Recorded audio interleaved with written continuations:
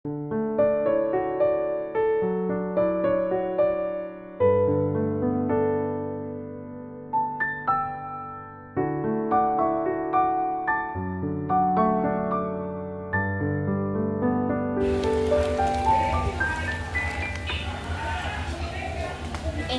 teman-teman, perkenalkan nama saya Tanjiluna Syahrara Madana dari kelas 9E, absen 30 buat teman saya.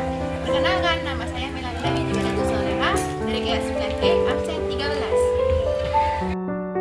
Pernahkah kau ke toko buku, perpustakaan, atau taman bacaan? Tidakkah kau merasa istimewanya ketika berada di dalamnya? Di sekelilingmu ada berbagai toko dan dunia nyata dan hayalan tempat yang pernah kau kunjungi dan yang belum.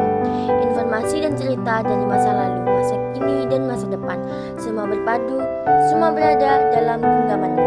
Saat berada di antara buku, tidakkah kau merasa menjadi raja dan ratu? Ruang dan waktu seolah menyatu tanpa batas. Kau bisa terbang, melintasi sekat negara dan melewati berbagai zaman. Kau bisa menyelam ke dalam samudra, melayang di angkasa, bercanda dengan aneka satwa, dan berkelana di tengah padatnya kota, juga di rimba raya. Kau tahu, bukan adalah jendela dunia, kunci pengetahuan, dan pintu wawasan. Muhammad Hatta, sang proklamasi berkata, "Aku rela di penjara asalkan bersama buku, karena dengan buku aku bebas." Melalui buku, manusia terbebas dari ketidaktahuan. Tempat-tempat yang dipenuhi buku adalah harapan berkembangnya pengetahuan dan wawasan. Apa jadinya jika kota tanpa buku? Pantaskah dia disebut kota? Di kota itu mungkin kabar datang dari sumber lain, dari koran, televisi, atau internet. Mungkin informasi dan cerita datang dari cerita nenek moyang. Berbagai dongeng-dongeng sebelum tidur, irama warga pun tiada beda. Bangun pagi, berterbaran di muka bumi untuk berbagai keperluan, untuk kembali pulang siang atau sore harinya. Setelah itu mereka berangkat tidur dan memulai hari-hari berikutnya semua serupa. Di kota itu mungkin ada bangunan bernama perpustakaan. Di dalamnya buku-buku berderetan dalam rak yang tak terjemah. Tiada tangan meraih dan membuka halaman demi halaman dengan sukacita.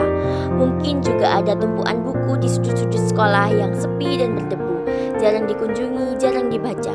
Buku-buku di sana teronggok tanpa nyawa. Bagaimana dengan kotamu?